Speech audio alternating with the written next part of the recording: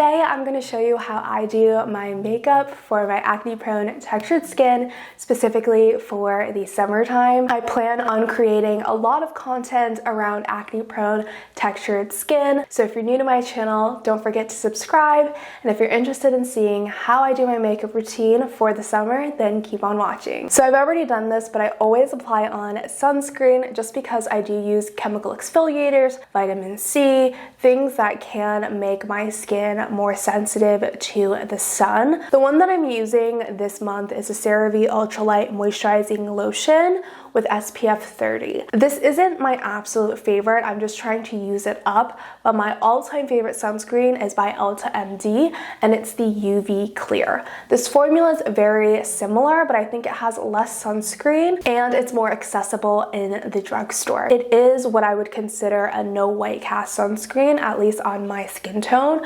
So I do think it is comparable and it's good.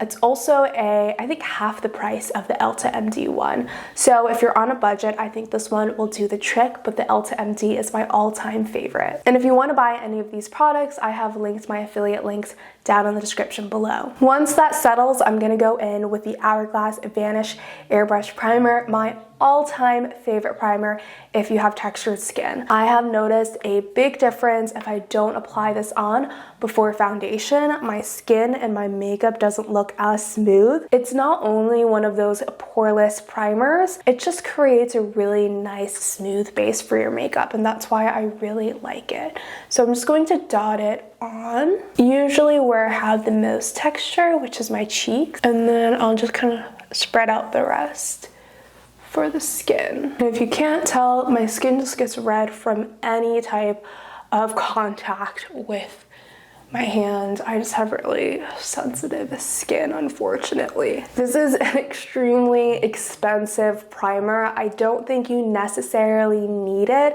I also like the e.l.f. Putty Primer. However, the reason why I love this is because of the texture. It does have that silicone-y feel, but it's also a tad bit more moisturizing than the other poreless primers. So I kind of swear by this and I will probably repurchase it. Next is my all-time favorite foundation. I usually have two that I switch between, but as of right now, the Maybelline Fit Me Matte and Poreless for normal to oily skin is my favorite. It is in the shade Sun Beige 310, which is the closest match for me, and honestly this is probably the first foundation that I feel like has matched me nearly almost perfectly. The only downside is that it doesn't have a pump, but this thing is $6 at Walmart, so I really can't complain, and I use it almost every day and I still have a decent amount left. So the key to foundation when you have acne prone textured skin is just to use a minimal amount and don't apply it directly onto the skin. So I'm just like applying it on the back of my hand, dabbing just a small amount, and then kind of spreading it evenly on the brush so that you're not getting a glob right onto your skin, and this is just going to blend more seamlessly. I usually start from the middle of my face and blend it outwards, which is where I need the most coverage. This is where I concentrate a lot of the product because I have just dark spots and scars from acne, and also just a lot of texture. So look at that, it already just blends so seamlessly and it's lightweight and gives me enough coverage. So going back into the foundation again, spreading it evenly on the back of my hand and on the brush so that we're not getting globs, and then concentrating it where I need the most coverage and then blending it outwards and under the chin. And then whatever is left, I just kind of apply it on the nose very lightly. Foundation doesn't stick that well on the nose, so I don't really like to apply too much because I also don't want it to be cakey around the nose. That's kind of a dead giveaway that you're wearing makeup. My current concealer of choice is this mini Kosas Revealer Concealer. I'm absolutely in love with this at the moment because it is perfect for under the eyes, but also covering blemishes and dark spots. Usually I need like 2 or 3 concealers. I need a color corrector, I need a full coverage concealer, and I need one for under the eyes because they don't always work together. This has replaced all of those concealers on the everyday basis at least. So I'm just gonna go in and dot where I need more coverage, which is usually around my cheeks. I usually need a lot over here just because I have so many acne scars. And I'm not gonna do it under my eyes yet until I actually apply on my contour and blush. And then because this is a bit more of a medium coverage concealer, I'm just gonna let it sit before I blend it all in. Once that's all set, I'm gonna go in with my favorite contour bronzer from Huda Beauty in the shade Light. I like to use the same brush as my foundation. I just find it perfect for both. And I'm just gonna start on the forehead because that's where I need the most bronzing. I feel like my face looks so weird with just foundation and no bronzer. I love this contour because it just blends in so well and the color is nearly perfect. It's just warm enough to be a bronzer, but it gives you a little bit of a contour shade. It's like a bit cool tone so that you can use it to shape your face. I like to apply some on the chin. When it comes to products on my cheeks, I really like to go for more natural matte finishes, only because I don't want it to super enhance my texture. But you don't want it to be like super matte where it's unflattering. So you just need more of a natural finish, and I feel like this cream contour gives that to me. As for cheek blush products, I am a major fanatic. I have so many products, and I do every once in a while lean into glowier cheek and blush products. However, because my skin is going through it today, we're gonna go with something a little bit more matte. So my current favorite is the NYX Sweet Cheeks Soft Cheek Tint Blush Mousse in the shade Baby Doll, which is perfect for summer. I specifically love this formula because it's very similar to the matte Rare Beauty liquid blushes. However, it's a bit moussier and they have more colors. It feels like I'm putting liquid lipstick on my cheeks. It feels so wrong, but once you blend it out, it's so freaking gorgeous. Once I apply on all of my cream products, this is when I like to go in with setting spray first, just because it will help my powder products stick even better. My favorite is the Milani Make It Last setting spray. This stuff is like ultra hold, and it's such a good price for how good it is. I totally forgot I wasn't supposed to spray this on my eyelashes. I just applied them. If you just applied on eyelashes and got eyelash extensions, do not spray this. I totally forgot, but it is what it is at this point. And now I'm gonna go in with a sponge and just press the setting spray into the skin. One, because the setting spray makes me a little shiny, greasy, glowy, and I want that to go away.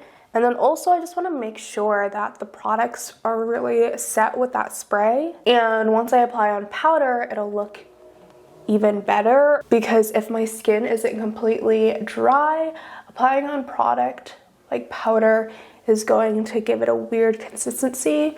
I just want it to blend seamlessly. So I totally forgot to put on concealer under my eyes. Filming and doing makeup does not come easily sometimes. So I'm just gonna apply it under my eyes. I'll usually do this before setting spray, but I totally forgot. So I'm just gonna apply it on afterwards, which is also good because then once you apply on the powder, it'll be freshly blended, which is better for under the eyes. Here, which I felt like I need just like a tiny bit more coverage, just a little bit. I usually don't blend it where the crease is. I blend it a bit underneath so that there's not too much product where the crease is. As for powder, there's so many powder options that I absolutely love. But because we went with a matte foundation, a matte contour, a matte blush, I don't want to go in with a super matte powder unless it's in my T-zone. I'm actually gonna go in with more of a glowy natural finish powder. This is the e.l.f. Halo Glow, which I'm obsessed with. This is probably one of the best loose powders in the drugstore, especially if you have dry skin or you like that glowy look or you hate the look of powder. This powder is going to give you that finish of what your foundation would have looked like before you apply it on powder. A minimal amount does not make you look cakey, and I absolutely love it. It's very similar to the Hourglass powder. So under the eyes specifically, I'm just going to make sure I pat it into my crease with a finger, make sure everything is freshly blended in. And then I'm gonna go in with a loose brush, tap it out, and apply a light layer under the eyes just to set them. And I really like this under the eyes too because it makes the under eyes glowy and bright and not cakey and super matte. And then I'm gonna go in with whatever's left in this cap and apply it where my T-zone is, just to mattify it a bit.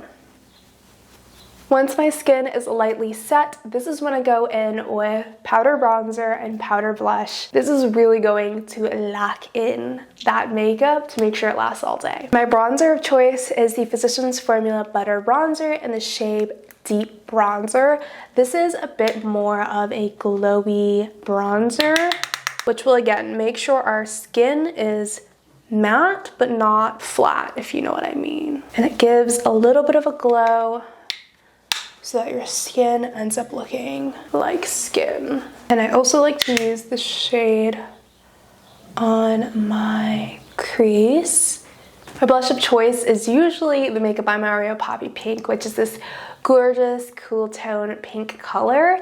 It is also more matte of a finish, blends gorgeously into the skin, but I decided to switch it up today because I recently just purchased the L'Oreal Infallible Fresh Wear blush in the shade Fearless Coral, which isn't really that coral, but it's also this very bright hot pink color that I am loving at the moment. This is also a soft matte finish, so if you have texture on your cheeks, it's not really going to enhance that at all. For something very pigmented like this, I go in with a more fluffier brush and then lightly apply it on the high points of my cheeks. Do you see that? It's insane. Insane. That was like a light blend. Don't worry, we haven't really gone in with powder, so that's going to make this less bright, but I am a blush fiend, so I'm gonna be blushed out. It is what it is. So then the last thing I'm gonna do is go in with pressed powder. I'm not gonna necessarily bake, I'm just gonna press this powder into my skin evenly. One, because I put on way too much blush, and then two, because I just want to even out some of my contouring, brighten up my under eyes, so on. It's kind of like baking, but not actually applying on a crap ton. So again, brightening up the under eye, blending it seamlessly on to the blush to really ease the color down because I blend out way too much. You see how that like mattened my skin, but in person it doesn't look flat. So again, packing on the powder puff, taking the excess onto the back of my hand because you don't want to bake it, you just want to press it into the skin. So this is what the skin is looking like now. Now, highlighter usually will enhance the texture on your cheeks if you have acne or large acne scars or large pores. However, I say live your life. If you want a bit of sparkle on the cheeks, add a bit of sparkle on the cheeks. So especially the Rare Beauty Flaunt highlighter, it's my absolute favorite, and it's kind of the only exception, even if it will enhance some of my texture. I tend to apply on a very light amount of this, just so that it gives me that glow. But listen, at the end of the day, texture is texture. You're always gonna see texture. No matter what you do, it's just gonna show up. So I just say, live your life, use the highlighter. Then for the inner corners, I'm just gonna apply on a little bit of the Laura Mercier Caviar Stick. I'm gonna outline my lips with the color Nude Truffle from NYX. This just gives me a sculpted lip look. And then this new CoverGirl Yummy Gloss that I got, and the shade Glamingo Pink.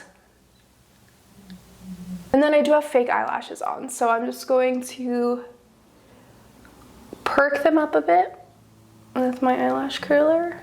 They're looking a little wonky, but it's okay.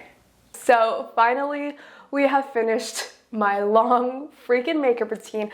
I thought this was gonna be minimal, but I realized it's actually not minimal. So it's up to you whether you wanna use all of the products, less products, doesn't really matter. I love using both liquid and powder products because I feel like my makeup lasts so much longer in the summertime. But if you are low on time, you can cut out either the extra liquid products or the extra powder products. Totally up to you. If you can't tell, I am not a makeup minimalist as much as I try to be, but maybe in another video I can show you my less is more makeup routine where I only use like 5 products or something. I can challenge myself to doing that. As always, I'm going to link in the description all of the products I use, my shades, everything like that. If you have any questions, let me know. And if you want to see more videos related to makeup for acne prone and textured skin, and then don't forget to subscribe. If you found this video helpful, give it a big thumbs up. And as always, I'll catch you on the flip side. Bye.